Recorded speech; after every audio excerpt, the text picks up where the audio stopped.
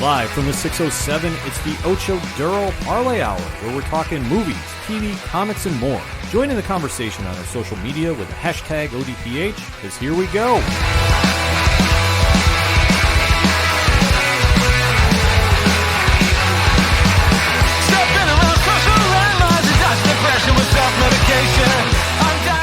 Welcome back for another edition of the ODPH podcast, better known as the Ocho Duro Parlay Hour. I am your host, Ken. Joining me in studio, as always, is the co-host. It's Padawan J. Hello, hello, hello. Folks, we have a lot to discuss, so let's waste no more time, shall we? Hit us up on our social media accounts. You can find them at OchoDuroParlayHour.com and join in the conversation using the hashtag ODPH, because there's a movie that hit the box office this week that we have to discuss. Mm-hmm. And it has gotten a little bit of controversy, a little bit of dare I say, puzzlement of why it wasn't a bigger success in some people's eyes. Yeah. And that is the movie formerly known as Birds of Prey and the Fantabulous Emancipation of One Harley Quinn. No, I will not try saying that 5 times fast because I was barely lucky I got through that first time. It is Harley Quinn, Birds of Prey. Well, and you say formerly, it's kind of hard to figure out because the movie for months and months and months was known as Birds of Prey and the Fantabulous Emancipation of One Harley Quinn. You know, you go to the theater. I'm almost curious what if we saw it. That was what its title was. I'm almost curious what you go to see it now. What the title's going to be. I'm almost assuming it's probably the same thing. But they changed the name, and everyone's wondering why, and everyone's speculating. But then a Warner Brothers spokesman reached out to various sites, including IGN, and said that the official title remains the same, and that this new title is only being used by ticket sites to help search expansion. The original had Harley Quinn at the end of a very long title, so this new title is designed to help people better find the movie when searching for Harley Quinn. Yeah. So why they changed it, we don't know. We don't know, but obviously if you know anything about the DC Comics history, you know Harley Quinn is arguably one of their biggest and most popular heroes. It's so weird to say hero, knowing where the character came from, because originally introduced on Batman the Animated Series as the Joker's sidekick. Yeah. Harley Quinn has evolved into one of the biggest faces in comic books. Mm-hmm. And to see how her popularity has skyrocketed, she is up there with Wonder Woman as the top female face at DC Comics. It's a 1A, 1B in a lot of people's eyes. So obviously when the DC EU was getting formed, it was only a matter of time when we're going to see Harley Quinn make her appearance on the big screen. And debuted in the Suicide Squad movie with Margot Robbie playing her in the film. And at that time, too, this is coming off the heels of the Zack Snyderverse. And the movie, The Suicide Squad, kind of mixed reactions. I thought it was a fun movie. It's not something that I say has been my go-to by any means. Yeah. But it definitely served the purpose of establishing Harley Quinn in this new film universe. So obviously, due to that success, they've decided to spin her out into her own movie franchise. And it was announced that she was going to be reappearing in the Birds of Prey movie. Now, if you're not familiar with DC Comics, Birds of Prey is a superhero team that is based in Gotham City and really has never had too many ties per se with Harley Quinn. No. I don't really remember top of my head of her having a long-standing run with Birds of Prey, but I could be wrong. It's always been pretty much tied into Barbara Gordon, a.k.a. Oracle, and Dinah Lance, and kind of a rotating cast. So Harley Quinn might have been there for a little bit, but mostly she plays the anti-hero, so not really on a team book like that for long. So I'm probably missing some issues either way. I never really kind of made that connection when I heard about the movie. But the casting for this, as it's been, Margot Robbie was reprising her role as Harley Quinn. Rosie Perez was playing Renee Montoya, a.k.a. The Question. Number 2 if you're really following the comics. Yeah. Mary Elizabeth Winstead playing Elena Bertinelli, a.k.a. The Huntress. Journey Smollett Bell playing Dinah Lance, a.k.a. Black Canary, and one Ewan McGregor playing Roman Sionis, a.k.a. Black Mask. So the casting for this was very interesting. I mean, they had me sold once I said Ewan McGregor. Well, Ewan McGregor coming in and especially playing the character of Black Mask, which if you're not familiar with Batman comics, not really a household name. No, I mean, most recently outside this film was kind of best known, I guess you could say, for being... If I remember right, the main villain in Batman Arkham Origins, the video game that came out on PlayStation 3 and Xbox 360, I admit I didn't finish that game. Not that it was bad; it was a very good game. Just my file got corrupted. So yeah, he's been kind of a, I don't want to say throwaway villain, but he's not really your Joker. Or your he's not exactly like taking over all of Gotham and then bringing Batman and his family to their proverbial knees. No, he's definitely had his moments. I think one shining moment for him, if you can call it shining, was he was the one who allegedly took out Stephanie Brown, aka Spoiler, who was Robin at the time. Was presumed dead, but comics reasons is back. So really has never been like a household name, and so you see Ewan McGregor having some freedom to run with the character. There was some hype behind this. The trailers, though, kind of polarizing in their own rights. Yeah, nothing really. Wow, like I need to see this. In fact, the first trailer was just kind of Robbie dancing around as Harley Quinn, and not really know what's going on. Kind of some flash sequences. Second trailer out definitely showed a lot of the movie, and the third one. The final one, more of the same. Nothing really to write home about. So now the movie has finally debuted at the box office. And, Pat, you got the numbers for that? So, when you go to boxofficemojo.com, as it currently stands, here we go. Harley Quinn, Birds of Prey, had a $33 million opening weekend domestically. As we sit here recording, it is still number one at the box office through Tuesday this week. It has got a total gross of $38.5 million. And when you look at the worldwide box office, it is currently number 3 worldwide with a total gross of $46.5 million worldwide, behind only Doolittle and Bad Boys for Life, 2 and 1, respectively. So that being said, we are going to talk some spoilers about the film because we have both seen it and we got some opinions on it. So in 3, 2, 1, Pat, what did you think? I thought it was fun. It's not exactly, if you're going to, this movie expecting it to be something like a Captain America, Civil War or Winter Soldier or something like deep and deep thought, and you get a lot of action and a lot of this and a lot of that out of it. You're not really going to get that. But if you're going in for a fun time with a lot of violence and a lot of gore, you're going to have a fun time. You definitely will, to see where this character has evolved. And this is going from the days of Batman the Animated Series, where Arlene Sorkin and eventually Tara Strong have both voiced the character over the years. And now Kaylee Kiyoko is doing it on the DC Universe animated show. You weren't really sure what character you were going to get. Most notably, Harley Quinn is the DC Universe's version of Deadpool. I will say this, my only one complaint with the movie, that mallet was not big enough.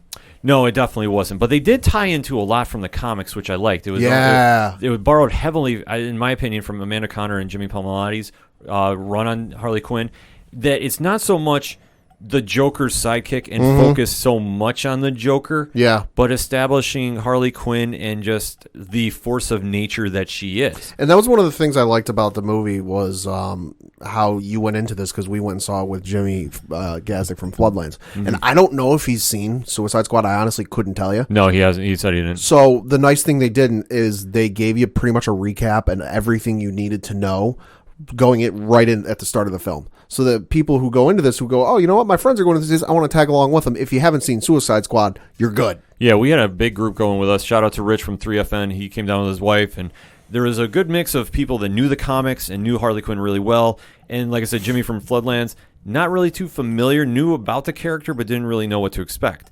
And this one did jump in, and I thought did a very nice job of tying in quickly to Suicide Squad and just say, okay, what happened? It pretty much was like, it happened, it's a thing, we're going to touch lightly on it, and we're moving on. Right. So you see where the Joker and Harley Quinn are broken up now, and just how Harley Quinn is handling the said situation the only way she can, being as self-destructive as humanly possible. And I thought it was very interesting, because this was kind of one of the things I was wondering how they were going to handle going into this film was, okay, she's no longer with Joker in whatever, because I don't think they ever said in the trailer she was quote-unquote broken up from him. We just knew they weren't together. That was kind of one of the things I was wondering was, all right, how are they going to handle the Joker situation? Because you've obviously got Jared Leto, who played her Joker, was the guy she was in love with, that is kind of maybe sort of on the outs. Who's to say? It depends on what day and what report you're reading. Yeah. And given Joaquin Phoenix, who just won, an Oscar for Best Actor in his portrayal, that was one of the things I was wondering. I'm like, all right, how are they going to handle this with her Joker being Jared Leto, and obviously the hot cup of tea with Joker being Joaquin Phoenix?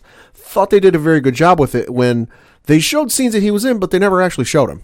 No, they definitely played it very well. I thought so too, because obviously off the success of Joker with Joaquin Phoenix playing the title role, definitely a different version of Joker than what we've seen originally established with Margot Robbie's character. And the Jared Leto version is pretty much dead and gone. That you're not going to see that happen again. Yeah. Arguably, I mean, granted, crazier things have happened in the land of comics and movies. Natalie Portman, enough said. Yeah. So that being said, they kind of really sped up the things and kind of said, okay, what happened now with the breakup? And you see ties into the comic, and like I said, borrowing a lot from the Conner and Palmiotti run. Harley Quinn is playing roller derby. Yeah. So that kind of plays into effect. Gets her hyena, which if you played Injustice 2, you know that is a character, or a pet for Harley Quinn. Yeah. And ironically named Bruce. Yeah. After one Bruce Wayne. Yeah. We can only assume.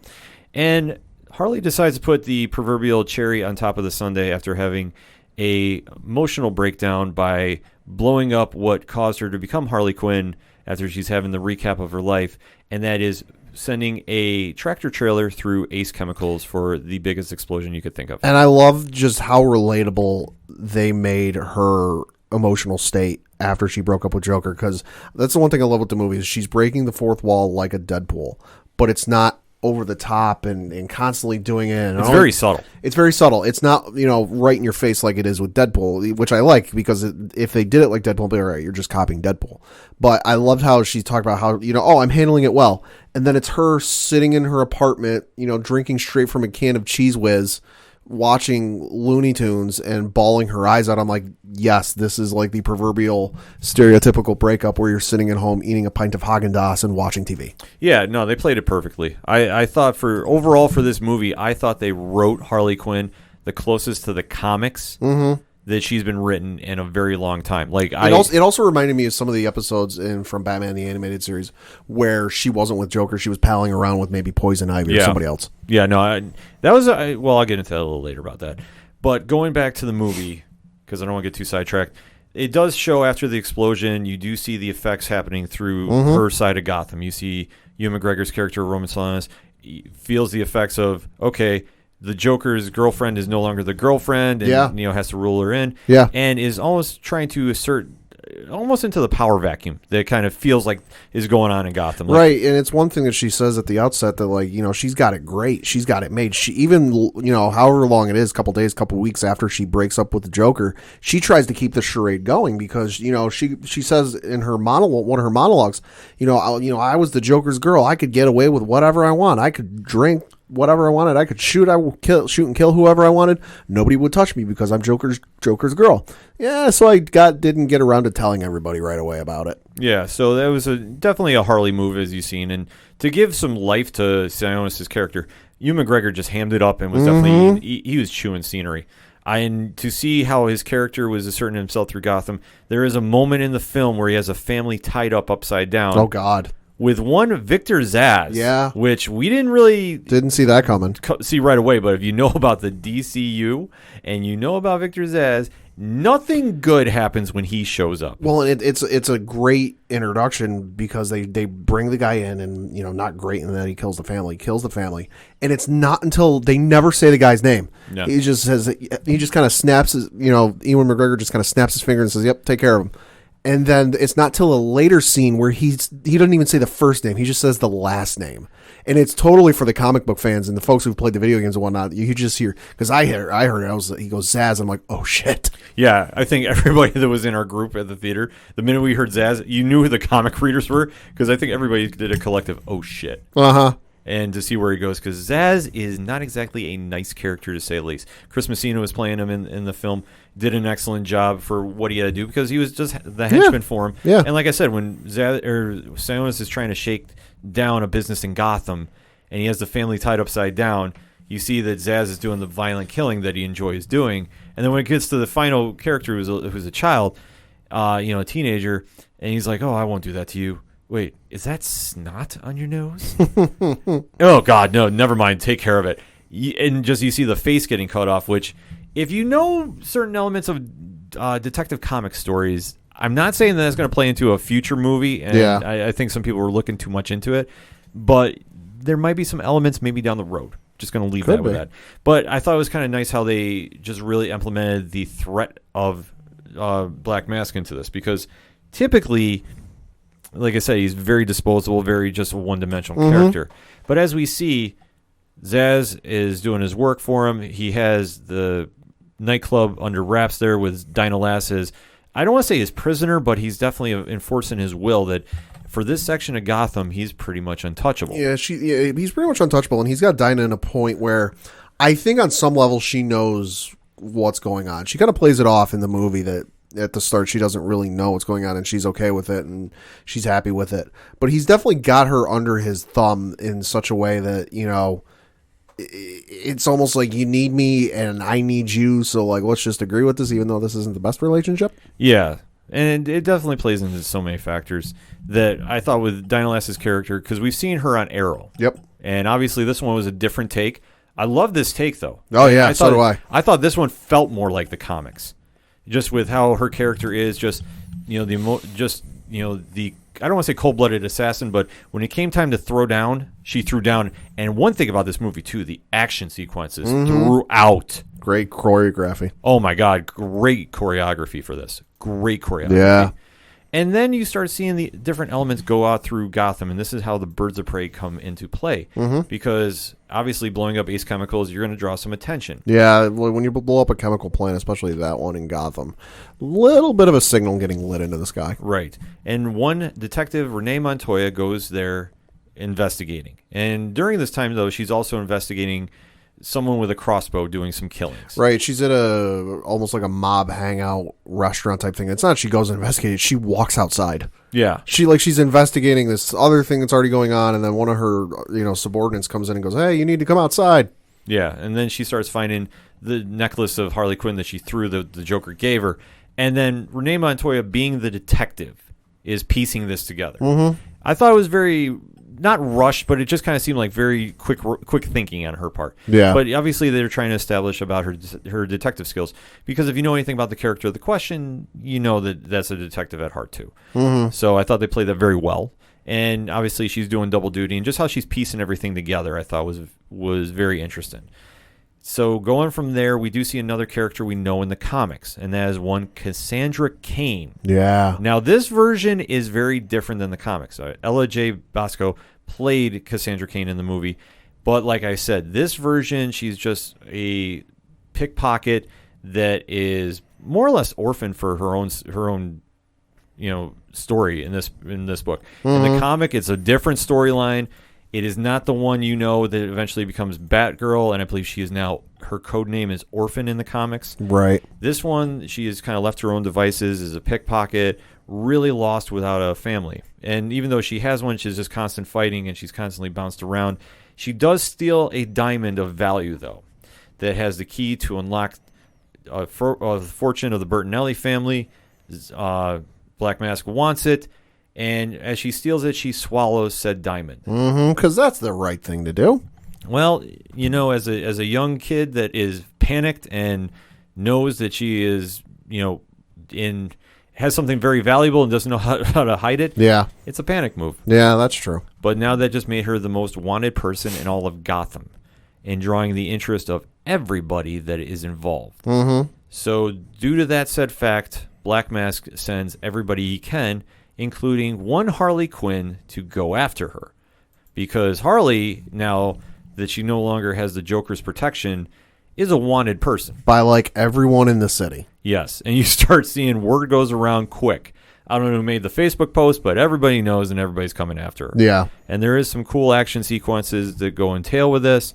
And then you see that Harley kind of lures Cass to join her. Yeah, after definitely a lot of stuff going on, a crazy scene in the Gotham City Police Department. Yeah. Which, dare I say, you know that Harley Quinn in this version is definitely NSFW, because once she gets some magical powder, everything goes crazy. Now, this is perfectly played to the comic. Yeah. So you're trying to take someone that maybe sees them on a younger cartoon version, definitely not for them. Yeah. Don't bring the kids. Don't bring the kids to this. Don't bring the teenagers. Because, like I say, after Harley basically goes into the Gotham City Police Department to go spring cast to bring her to Black Mask, This now draws the attention of everybody and anybody to her. And they try escaping, but it does not happen that way. That She is eventually tracked down.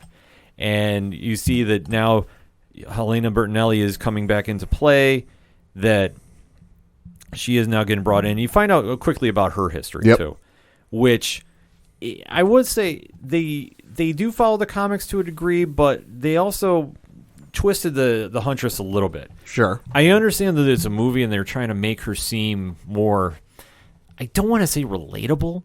Well, because who's going to relate to that? Right. But if you read the comics, I mean, Helena is not exactly joking about anything. I mean, maybe they just kind of added some stuff in or changed some stuff in just for the purpose of the film and making it easier for audiences. Mm-hmm. I mean, maybe. And that's the one thing you kind of just you toy around with this, is bringing her in there, and then she has her own reason to go for the diamond. And once everybody is betraying everybody to get a hold of Cass Kane, this is where everybody starts slowly coming together. I mean, you see that Renee Montoya, even though she's a great detective, is never getting her own shine for it. Mm-hmm. And she's always in the shadows, so she's trying to piece it together. You see Bertinelli is trying to, avenge her family name and take care of everybody that's involved. Harley is just doing Harley things, and when she realizes she's been sold out because they blow up the apartment, and how crazy that gets, you see the team is slowly starting to come together. And then somebody is helping out Renee Montoya, and it turns out to be Dinah Lance. So everybody has a different motive going on. So, like I say, it's not the same as the comics. And I would have been actually more happy if they just called this Harley Quinn and Friends instead of saying Birds of Prey. Yeah. Because I feel it's kind of a letdown to the team and what the great stories involving that team are. I mean, it really is Harley Quinn and Friends because, the Birds of Prey are in it, but they really don't get all together in a room until like the last 20, 30 minutes of the film. Right. That's where I think is my biggest fault with the movie. And I know it's minor, but it's because... Sure. It's like, you go into an Avengers movie. You're expecting the Avengers to team up and fight during the film. Not the last 30 minutes, but like they're all going to be there and fight. Justice League, same thing. You call a movie Justice League, you're all going to expect them to be there fighting, before the end of the film. Yeah. You call a movie Birds of Prey, you're expecting the Birds of Prey to kind of be a feature thing throughout the film, not just kind of, oh, hey, we're all in the same city, just in different points and different times. Yeah, and I know they dance around with it and they reset a lot, too, because, Harley breaks the fourth wall and they reset the whole Gotham City PD fight scene again, too. Yeah. Which, it works. It works for Harley. It's Harley. Yeah, so knowing this is like, she's very scatterbrained. Exactly. And like I said, I thought they wrote her perfect. I can't stress that enough. They wrote her absolutely perfect because as she's trying to make double deals after she's been sold out, she winds up making the agreement that she's going to turn over Cass Kane to Black Mask at the amusement park. That had to be, and I don't think they stressed it enough that was an old Joker hideout because she knew way too much about that park. They didn't say, they kind of alluded to it, but no, it was because when they get ready to go fight Black Mask and his crew, they're ready to get like armed to the teeth. They're almost ready to have like that scene in the Matrix where Morpheus goes, we need guns, lots of guns. Like with all the guns, she opens like the hidden compartment thing and there's just dust from where they were sitting, and he's taking them, and she kind of, she doesn't say his name, but she essentially goes, oh, he took them all. Like, we know who the he is in this scenario. It's not Bane. Yeah, exactly. Which I applaud that they didn't make this about the Joker. Yeah. I really do. They alluded to him, but they didn't name drop him every 5 seconds. No, because like I said, they kind of jumped around a lot, which, I didn't really have an issue with because, it's Harley and it's her story version. There were times where it was kind of hard to keep up just, with as much as it was jumping along. But I think once everything got set and all the backstories got told and all the, because the confusing thing for me at one point earlier in the film was when, they were looking for the kid and she just walked into the police station. Yeah. And I was just like, wait, why is she doing this? And then eventually they filled it. And I'm like, okay, that makes sense. Yeah. Once they kind of dance around, like I say, Cass Kane's story is, I don't want to say generic, but it didn't really gravitate like. It's generic. It's very generic. You got an orphan kid who's probably not on her first foster home. Where they're, the only glimpse of her foster home you get is her walking up the stairs to the apartment where she meets Dinah, and for the first time, if I'm not mistaken. Mm-hmm. And you've got the mother and the father, the man and the woman in the house are absolutely screaming at each other at the top of their lungs. So you got a kid who's probably not on their first foster house that wants to run. It's a very generic story that's been done before. Right, which I get for the film because obviously with Harley Quinn involved, it's going to get twisted one way or another in this. Mm-hmm. So, Cass, the only thing, like I say, just knowing the comic and knowing the character, I was like, okay, interesting choice. Should have called him just a regular character instead of trying to say she's going to wind up being Batgirl down the road. And if you, like I say, if you know the story coming out of No Man's Land, you understand what I'm meaning with this. So, not to say I hold anything against the actor in this movie. I think she did a great job. Yeah. I just think that for the storyline, it's like, okay, maybe we should call somebody else just so you don't tie so much into it. But I digress because at this point, everybody has a reason. They're now at the amusement park. Everybody has kind of figured out what's going on. And you have the final moment with Zaz confronting and leading the charge for Sionis there with his army, which he finally dons the mask from the comics, which I thought was a cool touch. And like I said, Ewan McGregor is hamming it up during this entire film. Like I say, I don't want to say he was like Wentworth Miller in Legends of Tomorrow. Yeah, But he definitely put a good spin on Black Mask, which I liked. And then we get the crazy fight scenes going on, and we see, obviously, the last stand of Zaz, who is taken out by Huntress, who we now figure out her whole battle plan was taking out everybody that she drew that killed her family, and Zaz was one of the people, and you see the backstory involved, which makes sense for her. Okay, I get it. And then you just get some crazy fight scenes going on. Well, and you brought up the fight scenes and just how good they were. I did some digging. You got to give credit to the gentleman who worked on it. Jonathan Usibo was the stunt coordinator for this film. Some of his credits include being the fight coordinator on the Avengers, The Bourne Legacy, that's the Jeremy Renner film, the Wolverine movie, all 3 John Wick movies he was the fight coordinator for. He was also the fight coordinator for Doctor Strange. He was a fight coordinator for The Fate of the Furious, was the stunt coordinator for Deadpool 2, and the stunt coordinator for Black Panther. The other gentleman was the stunt coordinator is a gentleman by the name of John Valera. Also did some utility stunts and motion capture on Deadpool 2, was fight choreographer, motion capture on Black Panther, did some work on Thor Ragnarok, Atomic Blonde, Triple X, Return of Xander Cage, just to name a few. So they definitely got some like AAA great fight scene coordinators. Oh, absolutely. And you can just tell, I mean, going into this, it wasn't just a normal fight. It wasn't over the top like I would say John Wick is. Yeah. Just bringing that up because John Wick is just... John Wick or even maybe the Expendables movies. Yeah, any of those movies, just suspend your belief in reality because they don't exist. Yeah. This one had a good balance, especially for a comic, and just really showcasing what everybody could do. The filming, the way it was shot was also brilliant. Oh, yeah. No, the cinematography for this I thought was great, especially going around in the amusement park and just kind of seeing the interactions. And they're on the ride or whatever it was that was just kind of spinning in place. And it's almost like they just kind of parked the camera on there, spun in place, and let everybody work around them. Mm-hmm. And just to see how, it all ends up with Black Mask getting Cass Kane, shooting Montoya, who donned a Harley Quinn darned the Harley Quinn outfit. It was the original outfit. It was the original, which I thought was very cool. Yeah, that was a good touch. It was a good throwback to the character because she has evolved so much. Google Harley Quinn and switch to images. That outfit she wears is going to be probably like the most one you see in those search results. Yeah, absolutely. Just to see, like I say, over the years from the Batman animated series where she was the Jester costume to what you've seen over the years. Obviously, if you played Injustice, if you played any other Batman video game, there's a lot of very unique costumes. To say the least.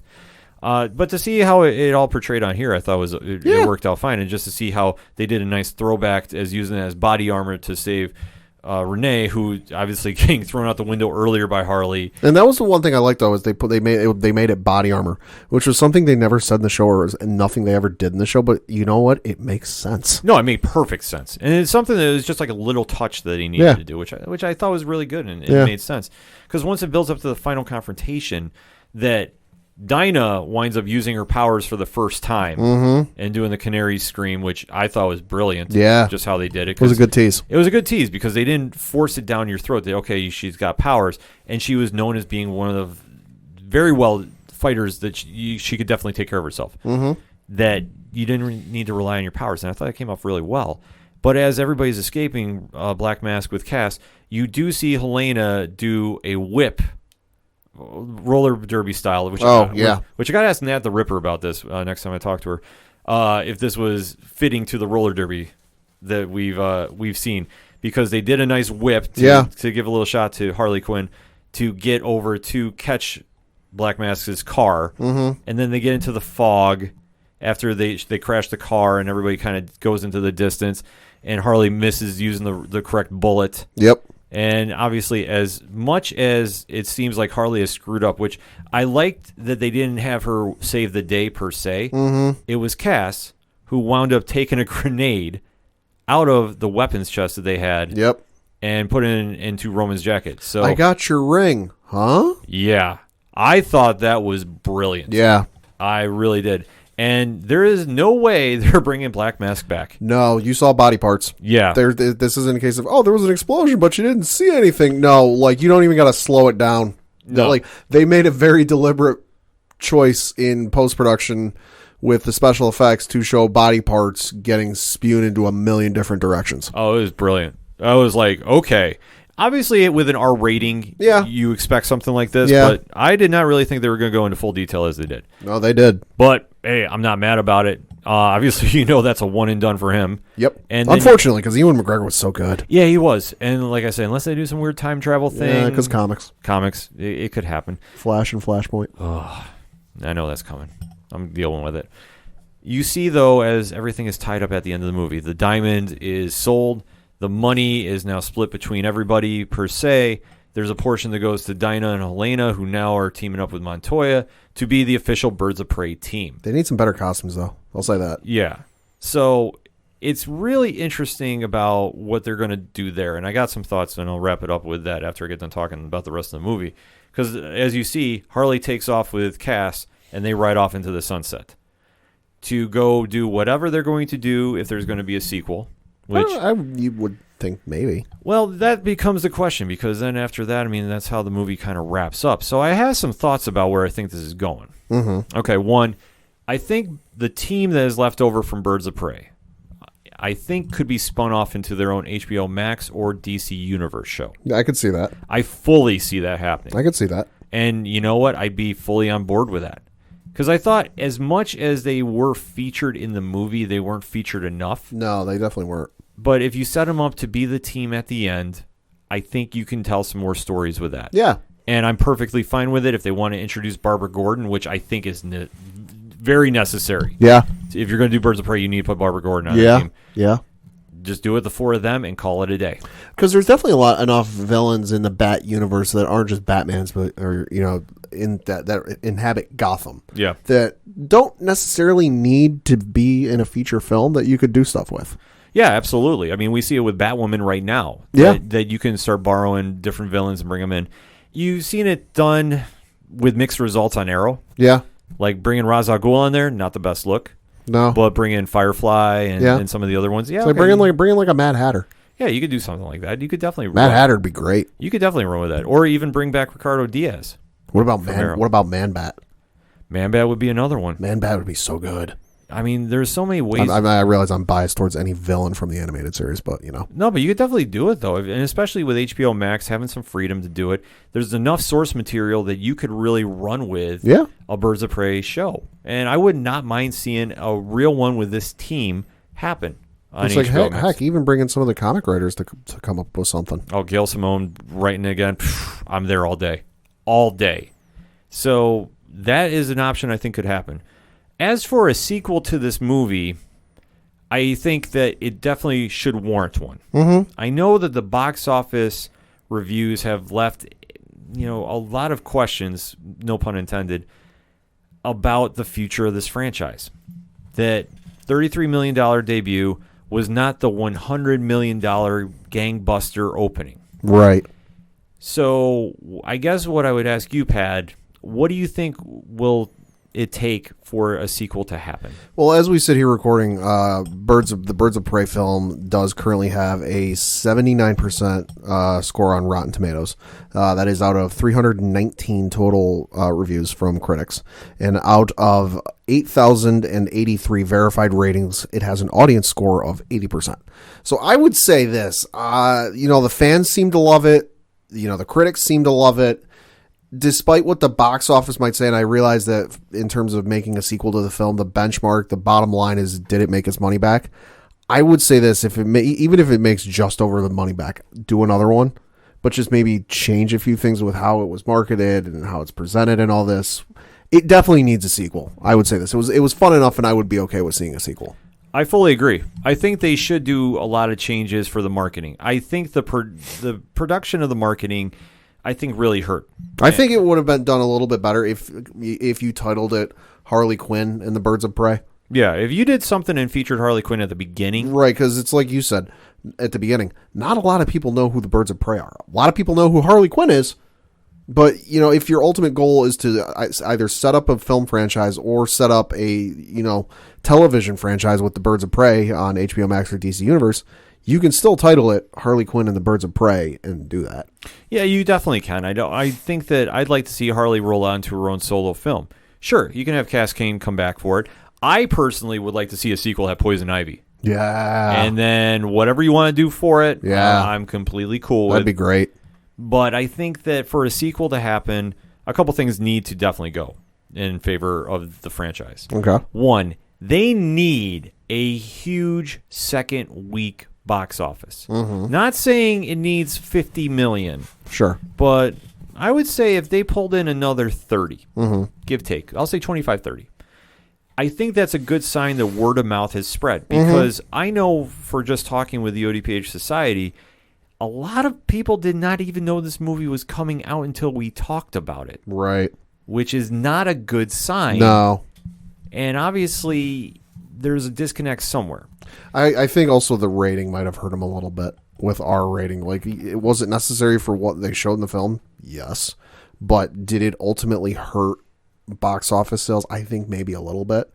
Given that the target audience might be, it's folks like you and I, but it's also folks who are a little younger than us. And I have a hard time imagining that some folks, some kids or teenagers who want to go see the film are going to have a hard time convincing their parents to take them to see an R-rated film. My example I can give was when Saving Private Ryan was out in theaters. Heard it was a great film. I had a bunch of friends at school say they saw it and said how great it was, and I wanted to go see it. So I went to my parents, hey, can I go see Saving Private Ryan? Can you take me to see Saving Private Ryan? Nothing wrong with the film. It's not, it's not like it's, Saw 19 or whatever it is that it's going to like give me nightmares, but just it's an R-rated film. And they're like, we got to go see this before we decide if you can see this or not. See, I'm split on that.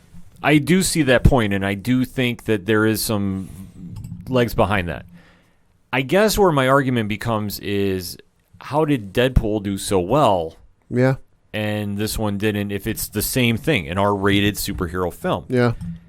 That's your only argument that you can make about it. I mean, the only thing I can think of is, they marketed that perfectly in that the title of the character was right in the title of the film, where you didn't go 9 months titling it something else and burying the Deadpool name. Yeah. Whereas with this, the Harley Quinn name was in there, but it was buried. Yeah. And anytime you saw an article about, hey, there's a new trailer coming out, it wasn't, there's a new trailer coming out for the Harley Quinn movie. It was, hey, there's a new trailer coming out for Birds of Prey.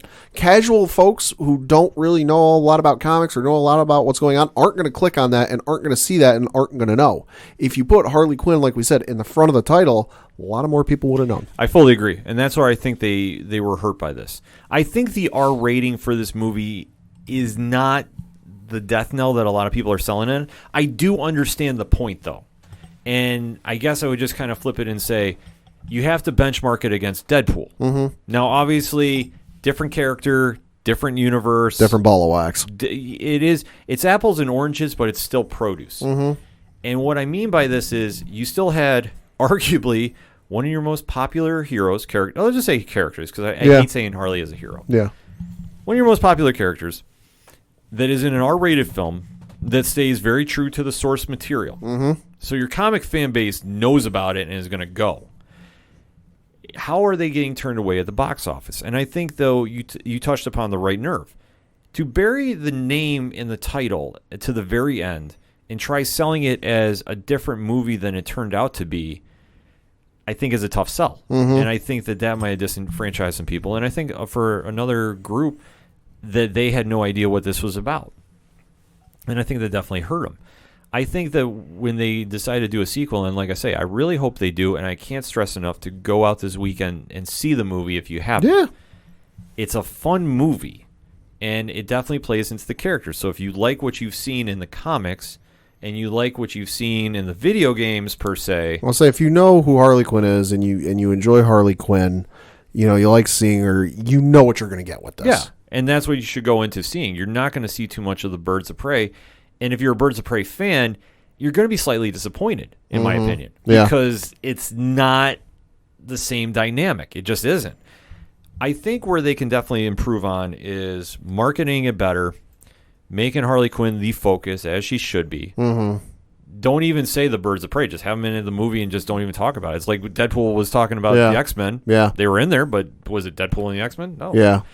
I think that they need to focus on that. If they wanted to try re-releasing this as a PG-13 version, test the water and see. Yeah. I mean, Deadpool did do it. Yeah. Mixed results. Yeah. I mean, going into this weekend, the only thing it's really going up against, and these are two entirely different classes of who's going to see these films, is the Sonic the Hedgehog movie and then the Blumhouse Fantasy Island movie, which, again, two very vastly different target audiences for those films compared to Birds of Prey. Oh, 1,000%. So if they're going to make a chance, this is the time to do it. And I can't stress enough to get on your social medias if you love this movie and say, go see this. It's not a plea to save a franchise because Robbie's signed for a few films. As far as I know, she is involved in the James Gunn film? That I don't know. All right, that one I might not. There's so many people. That one I don't. That just going off of the teaser, poster, whatever you want to call it, that's got all the names on it. I don't think she's on that poster. So if she is going to be in it, it's going to be a cameo. Yeah, I'm probably blanking on that because there's so many people involved in that movie that I'm just like, oh, according to IMDb, because I'm just clicking on right now, that Margot Robbie's face is right there front and center. Oh, okay. So, yep, she is in the title credits for that. So that makes sense. Now, how long she's going to stay in there, I would imagine she'll be a franchise person for it. But it would make a lot of sense that she's not going anywhere, so you can definitely build off the franchise and see where this movie goes. Because when Suicide Squad comes out in 2021, that is going to reestablish the character if we don't hear anything more on the big screen from her. But I can't stress enough that you should go to, if you're a fan of the character, go see it. If you think that it's a fun movie, which you should, it's definitely going to be worth your while. And just definitely get on your social medias and try getting some buzz going for it. Because I know people are trying to compare this to the MCU, and you can't do that. No. The MCU is a different ballgame. But for DC, I don't think this is a big loss, per se. No. Because I think going in, knowing the popularity of the character, yeah, you can say it didn't crack 100 million, it's a failure. But it's still a critic and audience success. Yeah. Like, the critics and fans still love it. This isn't... You know, if it were the case of, okay, it bombed at the box office, critics and fans hate it, I'd be like, all right, you might have one you tried once with Harley Quinn and Suicide Squad, that didn't work. You tried again with Harley Quinn in her own film, and that didn't work. You might want to, go back to the drawing board on this one. Right, but you can definitely see where it worked, and this was probably, like I keep stressing, the most authentic Harley Quinn we have seen to the comics that has appeared on screen.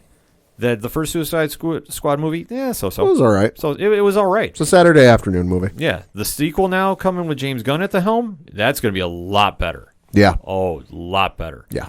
So going from that, I can't stress enough, it's a fun movie. If you're a comic book fan, you will enjoy it. If you're a Birds of Prey fan, though, you're going to be disappointed and think a lot got left on the table. I know I was, but I'm going in with this thinking they can definitely spin it off if they really want to pursue a new show of Birds of Prey. Definitely not the one that was on CW. No, that one's long dead and gone. We don't talk about that one. No, we don't, unless we want to talk about Crisis. Well, then we sure, it's true. But other than that, Harley Quinn, Birds of Prey, go see. You have a good recommendation from the panel, but hit us up on that hashtag ODPH. What is your thoughts about the movie? If you didn't go see it, why? I'm just curious, and we should have that conversation. If you did, what did you love about it? Let's talk. We're going to take a quick break. We'll be right back. These days, comic book stories are more mainstream than ever.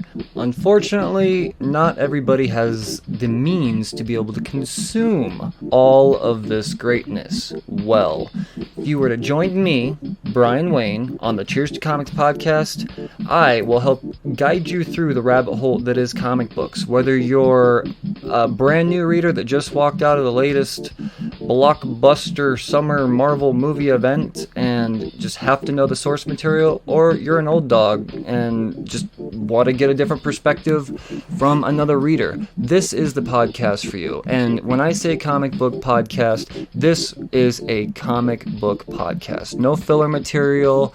I save all of the movie talk and all of the stuff outside of the illustrated, written world of comic books for all of the other podcasts out there. This is for comic book junkies and aspiring comic book junkies only.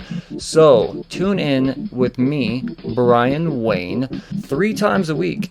We'll be going over dozens and dozens of books in an overviewed fashion, not necessarily a review manner. But beyond that, I hype you up every week on the books coming out on the next week coming, as well as a bonus episode. And that could be anything from me dedicating an entire episode to a single story arc, or potentially even a kick-ass interview with a badass comic book creator.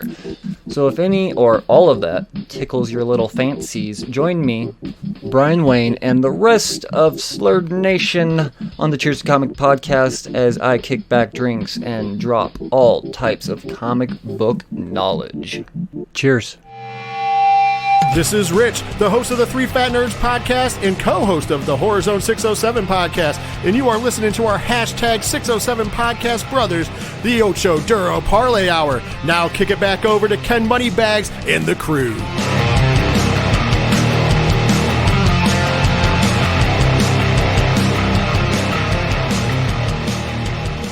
Coming back for segment number 2 on this edition of the ODPH podcast, and we got to take a trip to the Arrowverse. Mm-hmm. Can we call it the Arrowverse? DC Prime. Okay, DC Prime it is. So that's the official name of it. So we got to give a quick recap of what's going on in DC Prime with some of our shows. Starting off with The Flash. Now, we are going to be talking spoilers. You have been forewarned. So in 3, 2, 1, Pad, what did you think of this episode? Meh. I mean, it felt like filler, spinning tires a little bit, running in place. Didn't feel entirely necessary. I mean, I get it was kind of a Valentine's episode because Valentine's Day is taking place this week, but it didn't really, outside of the little, and I'm sure we'll get to it, the little, blink and you miss it moment at the end of the episode, didn't really feel necessary.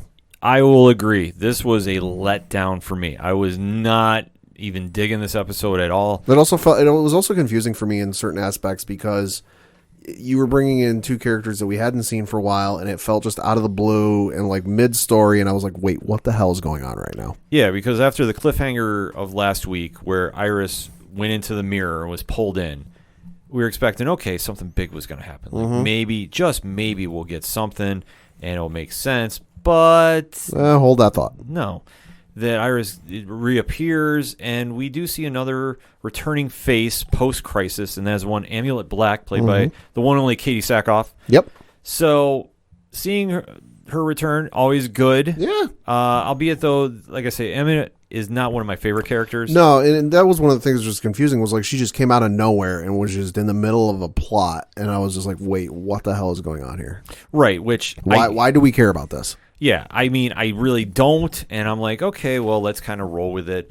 And you see, it's just pretty much a simple episode of Amulet's going for a device, and Ivo Labs reappears, which I thought was kind of interesting, because if you know about Red Tornado, you know about Professor Ivo and all that from the DC lore.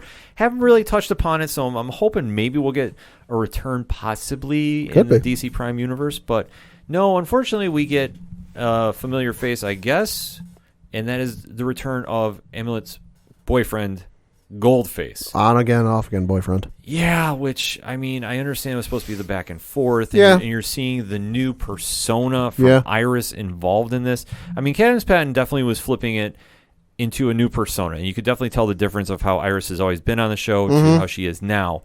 And, seeing the back and forth going with her and Grant Gustin was really it was really interesting to see, because Barry was completely oblivious to what's going on with this, and I get that.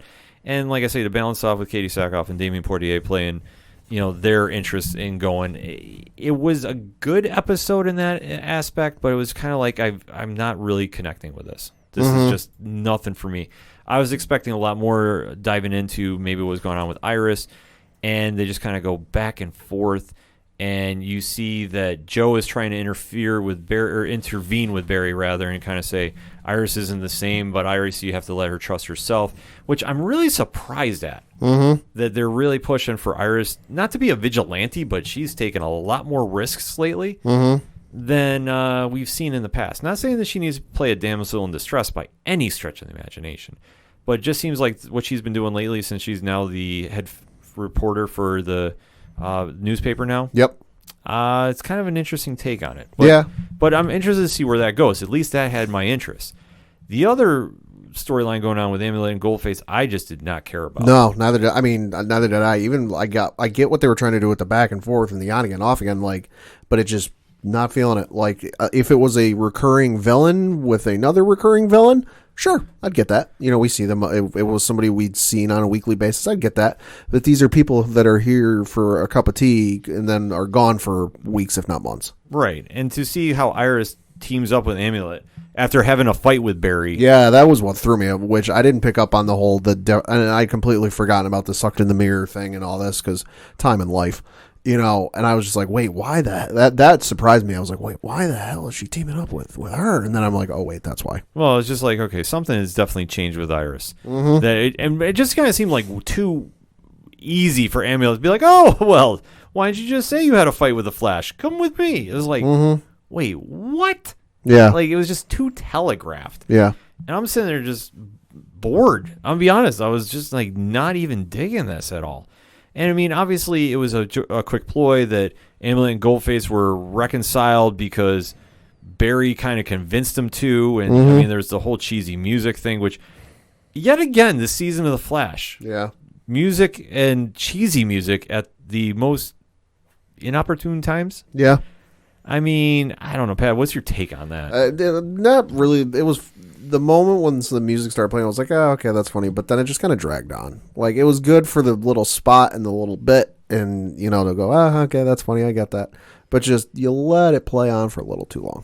Yeah, you just let it play on, and it was just kind of just going in circles with this, and just didn't really do anything. I mean, you only had the payoff at the end, where you find out that Iris is trapped at McCall and Tech behind the mirror, and somebody is impersonating her. Yep. So that was the only real takeaway from this episode. Well, that and the blink and you miss it from Nash Wells. Break it down. So there's a moment where where the hell was he? Was he in Jitters? No, he was in Jitters. He was in Jitters, and blink and you miss it. He saw a version of Wells. Which Wells, we are not sure because they're all supposed to be gone.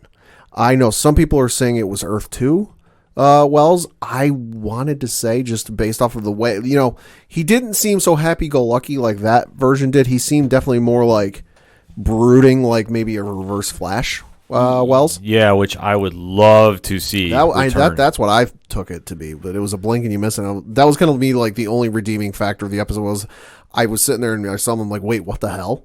Yeah, it was just okay, I don't know where we're going with this, but this has my attention. Because they've said several times there are no more Wells, that you are the only one. Yes. They've made a very deliberate point of saying that in every episode since Flash has come back from Crisis. And you almost wonder if it's like some post-traumatic syndrome thing with Could Crisis. Could be. Because especially some after effects. Well, you got to remember, because when he was Pariah, just the mental toll that took. Yeah. That would they flip it that he's seeing different versions of himself, and dare I say, was he all merged into one? I mean, maybe. We don't know. So, I mean, that's the only thing I can kind of guess at.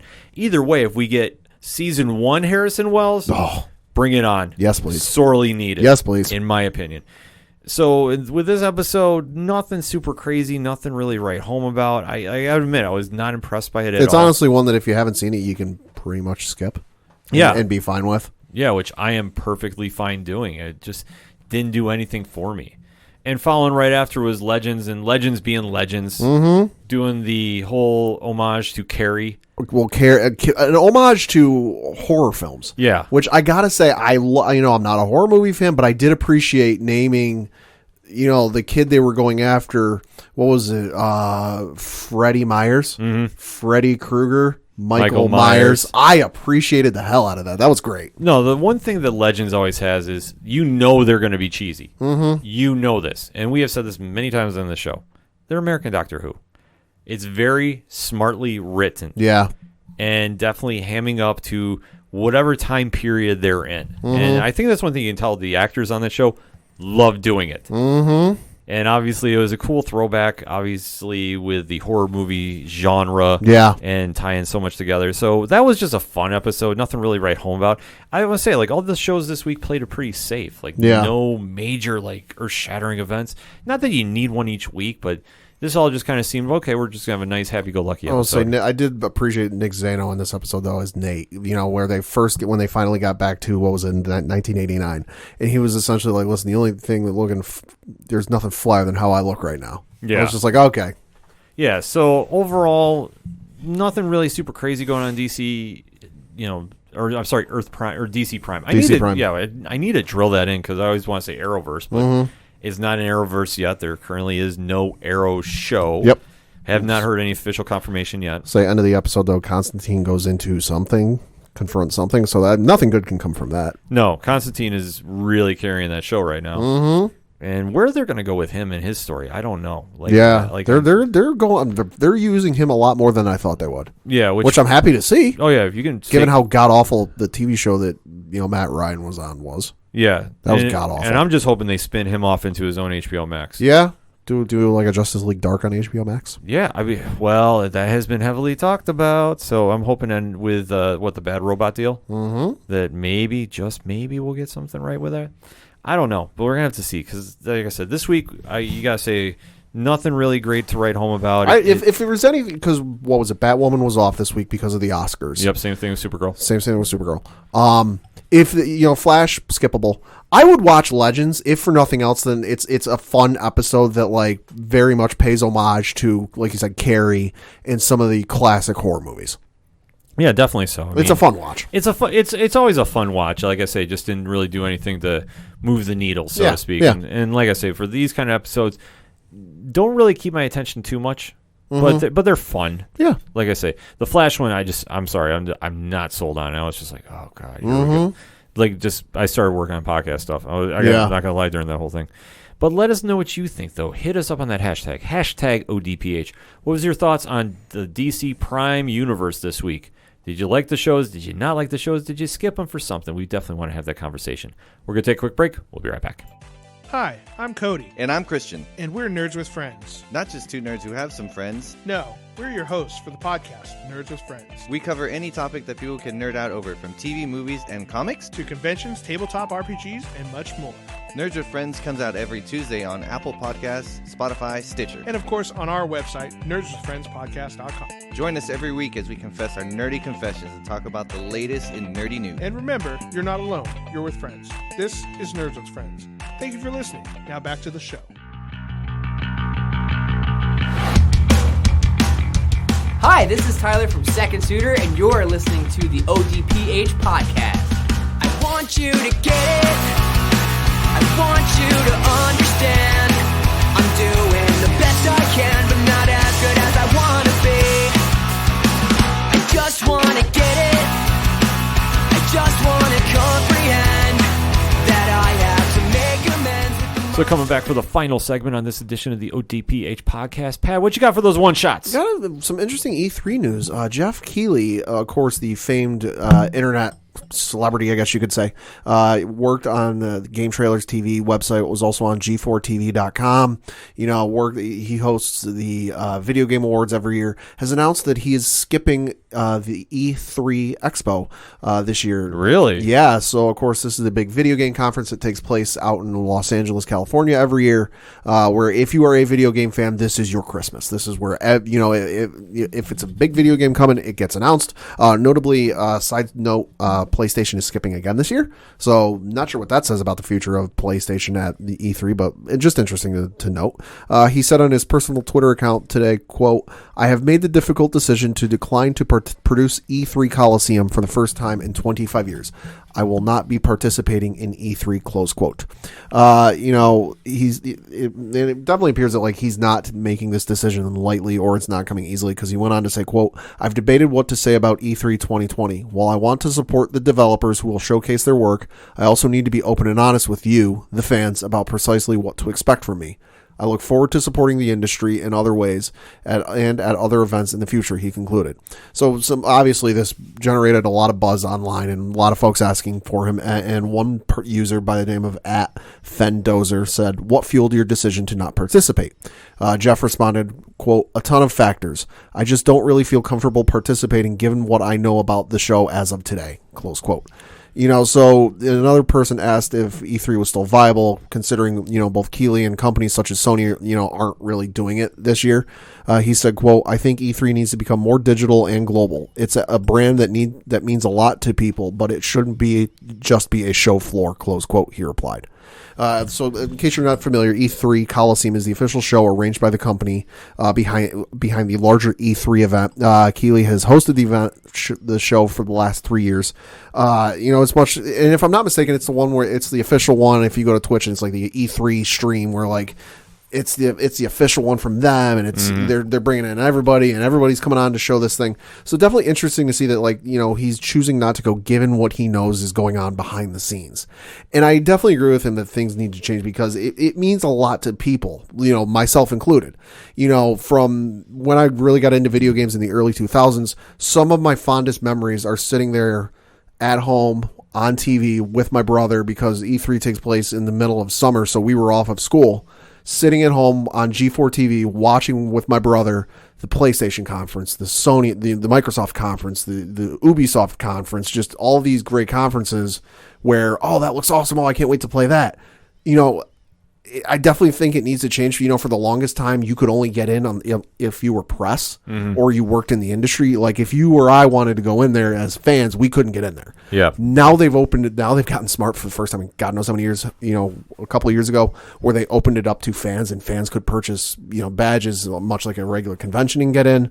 But just something a little interesting that floated across my radar today, that one of the biggest names in the video game press is saying he's not doing it this year. Yeah, there's something got to be really and like I said, going on between that and then Sony skipping it again this year, because last year it was kind of like, oh, they're doing it to get ready for their PlayStation 5. They're getting ready to unveil PlayStation 5. I'm like, okay, that makes sense. PlayStation 5 is coming out at the end of this year. Like, if there was a better time for them to unveil it, it is E3. I just kind of wonder what's going on that Sony is now skipping it for 2 years in a row. Yeah, I mean, there's just a lot of questions that are going on there, because E3 has always just been like the legendary. It's like San Diego Comic-Con. Yeah. Just for all electronics. And Sony skipping it is never good for E3, because I think it was Xbox's Phil Spencer said, E3 is better when Sony is there. Yeah. And it was definitely a noticeable void last year with Sony not being there. Yeah, I mean, it's just always a staple. I mean, it would be like Marvel not going to San Diego or DC. It's just when there's certain brands. I'll say Marvel didn't go to San Diego the one year, and it was weird. Yeah, like that's why I say it's just for your brand not to be represented at the biggest event of the year. Not saying there's trouble, because I'm not saying that, but it's just very perplexing. Yeah, that one of the biggest franchises in your industry is not there, and is for your brand not to be represented. Yeah, it's almost like having a Detroit Auto Show and then like a Chevy or a Ford not showing up. Yeah, something weird. It's like wait, what? It's in your backyard. Yeah, it just doesn't make any sense about that. Yeah. So let's flip it to another show that had a lot of people there. Some very surprised guests. Yeah, crashed it, and that was the Oscars. Now, there was a lot of films that I have not seen, because we usually keep it to the geek nerd film genre here. Sure. With the exception of the impeccable Fast 9 franchise, which hasn't won an award yet. It's gonna win when it goes into space. Just calling it right now. Could be. But we have to give credit to all the winners that won. Pat, you got the list of who took home some gold? Yeah, so for Best Actor in a Supporting Role, that went to Brad Pitt in Once Upon a Time in Hollywood. Got to see that film. I love Quentin Tarantino films, but I just haven't gotten around to seeing that one yet. Might have to Redbox it. For Best Animated Feature Film, you had Toy Story 4. I did see that one. It beat out How to Train Your Dragons 3, I Lost My Body, Klaus, and Missing Link. Didn't see the other 4 movies, but I did see Toy Story 4, and that film was awesome. Not entirely needed for the Toy Story franchise, but it's definitely a nice epilogue to the story you knew. Right. Best Animated Short Film, you had Hair Love. Best Original Screenplay went to Parasite, which you're going to notice a lot of repeating winners here with Parasite. Best Adapted Screenplay went to Taika Waititi for Jojo Rabbit, so congratulations to Taika. Live Action Short Film went to The Neighbor's Window. Production design went to Once Upon a Time in Hollywood. Costume design went to Little Women. Documentary feature went to a film called American Factory. Documentary short went to Learning to Skateboard in a War Zone, If You're a Girl, in parentheses. Actress in a supporting role went to Laura Dern in Marriage Story. Sound editing went to Ford v Ferrari. Sound mixing went to 1917. Best cinematography went to 1917, which I haven't seen that. I need to see that. Given how they filmed that, where it's all one take, one shot. There's no cutting between various locations and various characters and what's going on. It's just, these are your characters, these are who you're sticking with. Yeah. Very well deserved for that. Film editing went to Ford v Ferrari. Best visual effects went to 1917. Beating out films such as Star Wars The Rise of Skywalker, The Lion King, The Irishman, and Avengers Endgame.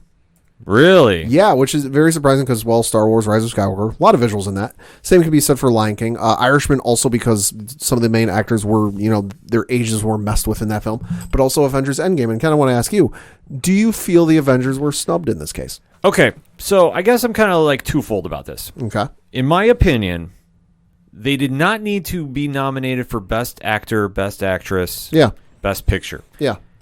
I thought, if anything, Avengers Endgame should have won, if they're going to win anything, for best visual effects. Okay.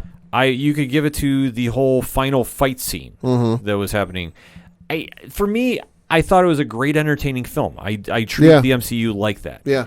I guess when I'm thinking best actor performance, I thought Downey Jr. did a great job as Tony Stark. Yeah. But in comparison to the other folks who were in that. Yeah, to the other folks that he was facing off against, I don't think he ranks in that top 5. Right. I just don't. It's not that I don't think it was a great performance, but in the comparison to everybody else that was nominated, I don't struggle with them not winning an award. I think it's kind of odd due to the success that they had that I think, okay, well, maybe they should have won something like a visual effect, because memory serves me right. It's I always remember the big box office winners get at least something like that.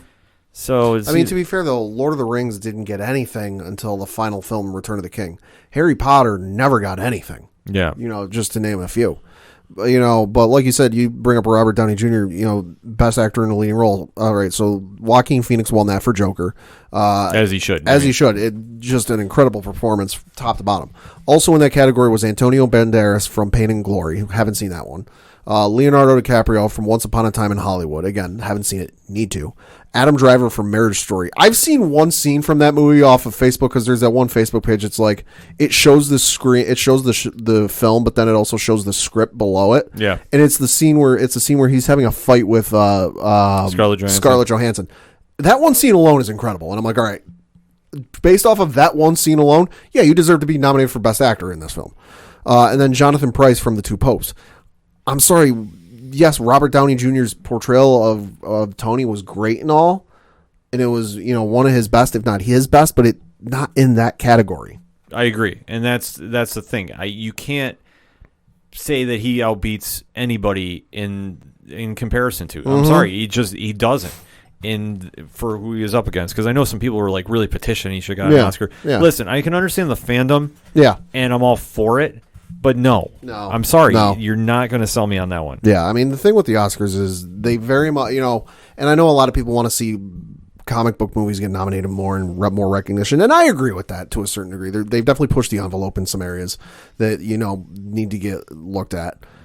But the thing with the Oscars is, and especially Hollywood, is they look at the comic book movies as, okay, this is easy. You're taking something that's already been done, or a couple somethings that have already been done, piecing it together and putting it on screen.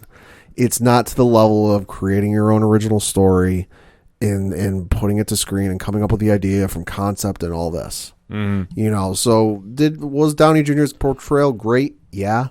Did it deserve an award? No. Yeah, no, that's why I say with that. It's not to say it wasn't a good performance. I can't stress that enough. But in comparison, no, it's not. I'm sorry. Deal with it. Yeah.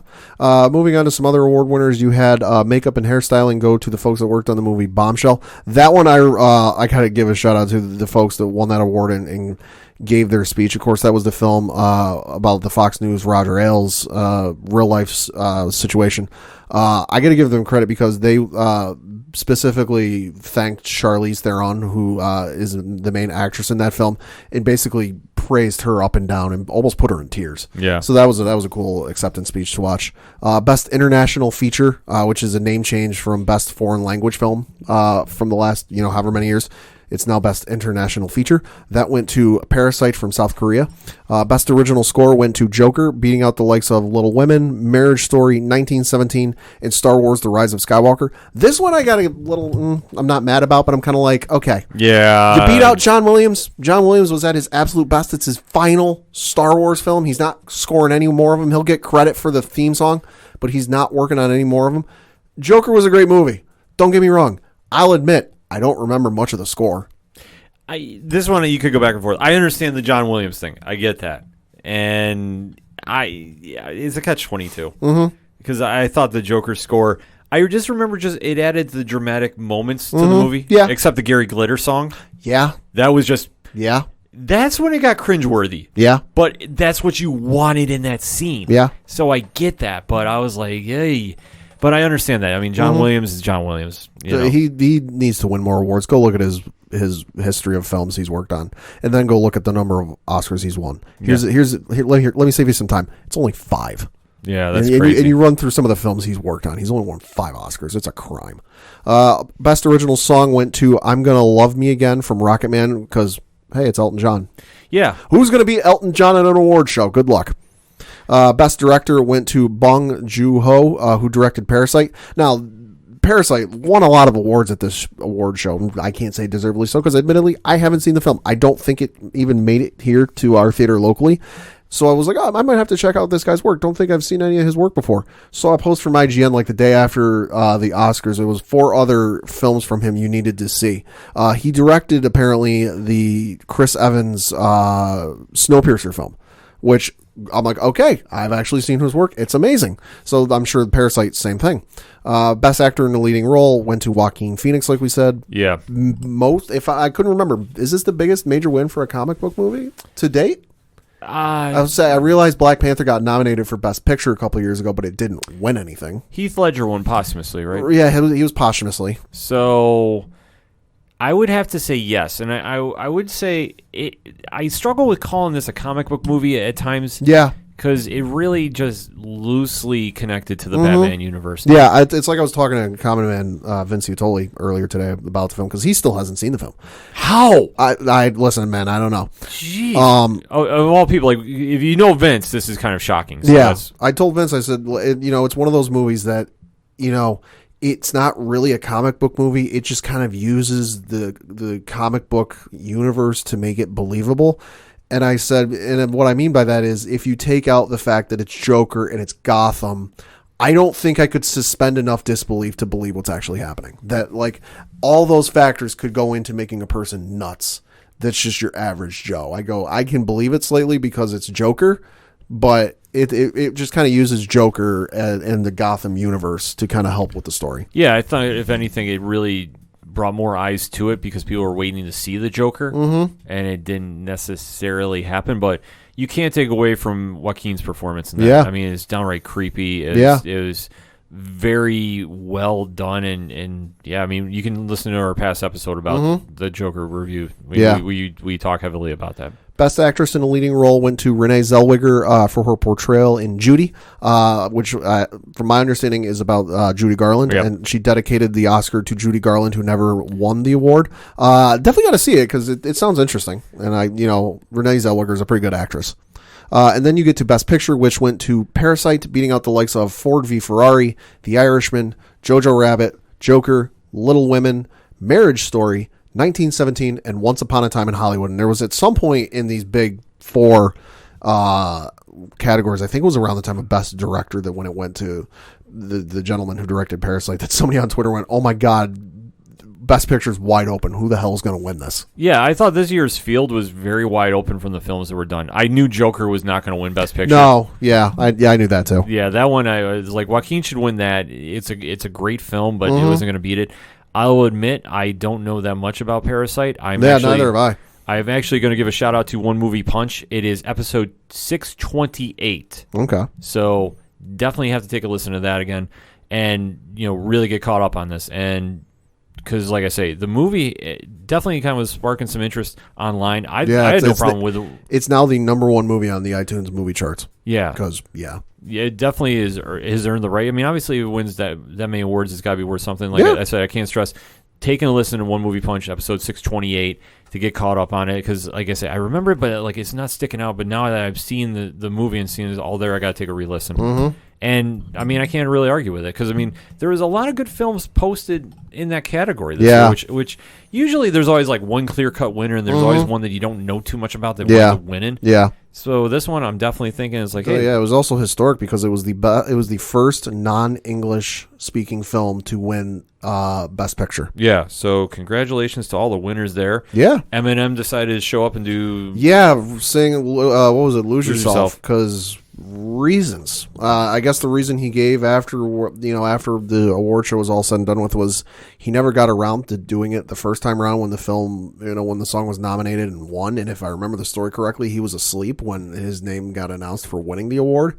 So maybe it was just two sides saying, "Hey, you never got a chance to do this. Why don't we do this?" Yeah, I don't know. The Oscars are just weird to me. I just love there was a great article from BuzzFeed with all the people's reactions in the audience, and you from the likes of Billie Eilish looking very confused to Martin Scorsese being asleep. Yeah, like I said, Hollywood folks. Yep, it's interesting. Film Twitter definitely covered it well that night, so can't stress enough. Go download some One Movie Punch, get caught up on the movies if you don't know about, because I guarantee you, Joe and his team there have got it covered on that. So shout out to them. Shout out to everybody on Film Twitter too, because I know we got a lot of mutual friends on here on the independent podcast scene with that. So let's go to my one shots. And there was some MCU news that caught my attention. Okay. Sam Raimi is being heavily rumored and tagged to taking over the helm of Doctor Strange 2. Man's playing the long game. Thoughts on this, Pad? I'm very surprised by this. If you could have given me a list of directors well-known and not well-known and say, here, pick who you think is going to be the next director of the Doctor Strange film, I admittedly would not have guessed Sam Raimi. I don't think he's really done anything comic booky since Spider-Man, whatever one he last worked on. Was it 3? It was 3. Was it 3? Okay. Hasn't really, to my knowledge, worked on anything comic booky, but like I said, he's playing the long game. I forget which one it was. He did name drop Doctor Strange in it. Yeah. Way back when.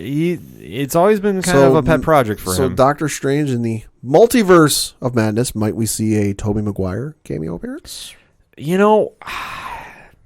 there was going to be a movie to have it, it's in the movie that was directed by the same guy who did the Tobey Maguire movies. It was going to happen. Tobey Maguire didn't want to do Spider-Man 4 without Sam Raimi.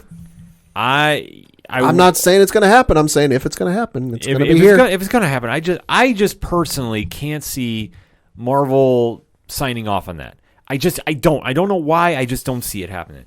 The only thing I will say is Bruce Campbell will be in this. Yeah. Who is he going to play? I don't care. I don't care either. And you know what? If they want to have him come back as the usher who prevented Spider-Man from going into the show, I'm okay with that because you remember the throwback on the video game? Yeah. He always says, I'm the one person to stop Spider-Man. Yeah. And it's true. Bruce Campbell's amazing. So whatever he wants to do with this, I have no issue with this. If they want to one could say it's going to be groovy. Oh, you can go groovy, absolutely. I just don't want to see a dancing Doctor Strange coming out of a jazz club. I think enough time has passed and enough of the internet has hated on that scene that Sam Raimi knows. Let's not do that. Let's hope not. I don't even want to see a joke about it. Just don't. I have full faith it's going to go Evil Dead on this. So I'm very excited to see where it goes. Just got made official and let's go. Let's get weird. I'm down for that. And some other comic news going on this week. It was officially announced. We're going back for an encore. May 2020, Scott Snyder, Greg Capullo, DC Death Metal. You want to talk about Let's Get Weird? The opening montage has Wonder Woman with the chainsaw of truth. Oh, Lord. I'm just saying, metal was batshit crazy the first time. I have no idea what they're doing for a sequel. It looks... They'll probably top it. It looks absolutely bonkers. I cannot wait to see this when it comes out in May. I'm hoping it'll be on trade, maybe by New York Comic Con, so I have something to get signed with my Last Night on Earth. I say this team is the best in comics, and I stand to my guns about that one. I absolutely love everything they do when they put a project together, so this is going to be a must-grab when it comes out. I don't know what the hell they're going to do. It's just going to be absolutely insanity to the walls. I cannot wait to watch this when it comes out. Lock and Key, I will touch upon very lightly because I know Pat has not seen it, and I don't want to go into a full me talking segment about it. Loved it. It's very good. I'm going to be doing a blog at some point about it. It's well worth the time on Netflix, and I was actually happy we had some listeners shoot a line saying I didn't hear about this show coming out until we talked about it, and they are now hooked on it, and they are actually going down to some comic shops to go get some issues. So that's how you know you have a great show, when you're inspiring fans to go to a comic shop and pick some up. And like we touched upon last week, it has been announced that there will be some more Lock and Key coming out later this year. Well, there you go. Yeah, so I'm super, super excited about that. Speaking of the comic shops this week, kind of a strong week for Marvel. DC, very Batman heavy. Very, very Batman heavy. I was looking at it the other day. I'm like, holy crap, there's a lot of Batman-related books coming out. Yeah, which, I mean, it's never a bad thing. No. It's not a Tunein issue, though, this week, so there's a little break from that. But there is a book that is coming out from DC this week that I think people should go pick up, and it's going to tie back into what we led off with. They're going to be doing a Black Label Harley Quinn and the Birds of Prey book with Amanda Conner and Jimmy Palmiotti doing it. If you want the true voice of Harley Quinn, this is the one you pick up. Mm-hmm. Their run has redefined the character into what you see on the screen now. It is going to be an absolutely great book to pick up if you're not familiar. I'm not even going to go into spoilers or what it's about, so just get down your comic shop and pick it up if you are into Harley Quinn. And if you're not, I'm going to recommend Superman issue 20. Listen, I'm going to give you a 3-word, well, 2 words and 1 letter sentence to kind of sell you on this book, on this comic. Superman v. Mongol. Boom. That's all I need to say. All Superman's taking on Mongol. Absolutely. And for the Marvel side, it's heavy X-Men week. Yeah. X-Men number 6, X-Force number 7. X-Force is the best book out on that line right now, bar none. Donny Cates' Thor number 3 is out, and that book has been absolutely freaking wild. Star Wars Rise of Kylo Ren number 3 is out, so I know, Pat, you got that circled. So many good books coming out this week. You know we're going to be posting Justin's Sound Around video pick of the week. He does his usual blog to get down to the comic shops. Shout out to Brian from Cheers to Comics. You heard his promo on this episode. He always has the Wednesday pull list you need to know about, so if you're going down to the comic shop, you definitely need to check it out.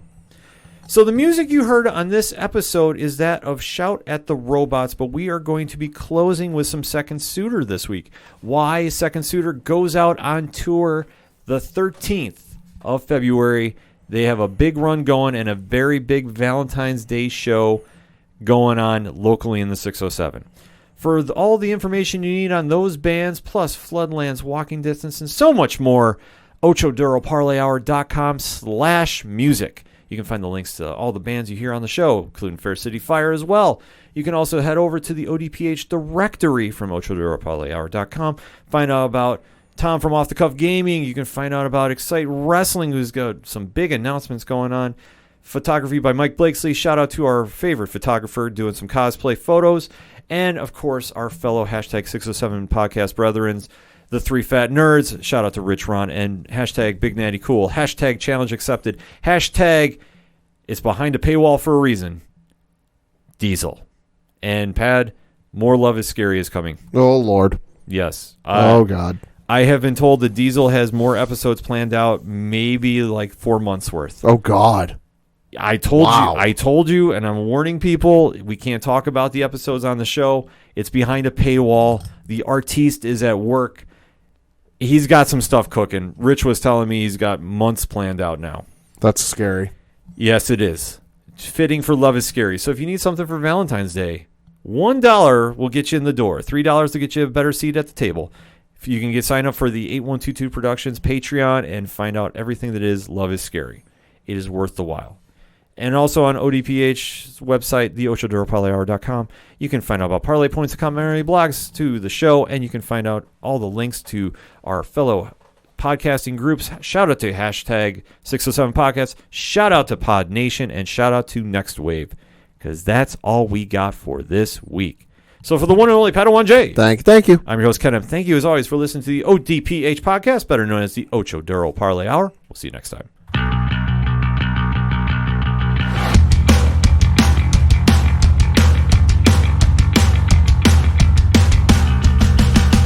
I want you to get it.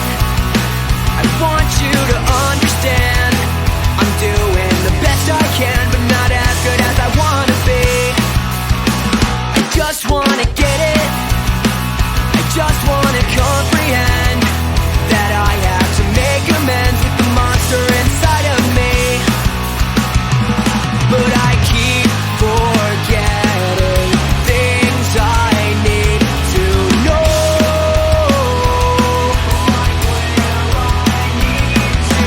Where I'm from becomes the great unknown.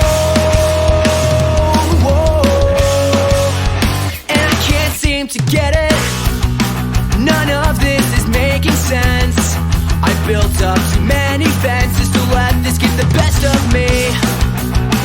You can't just forget it, because it will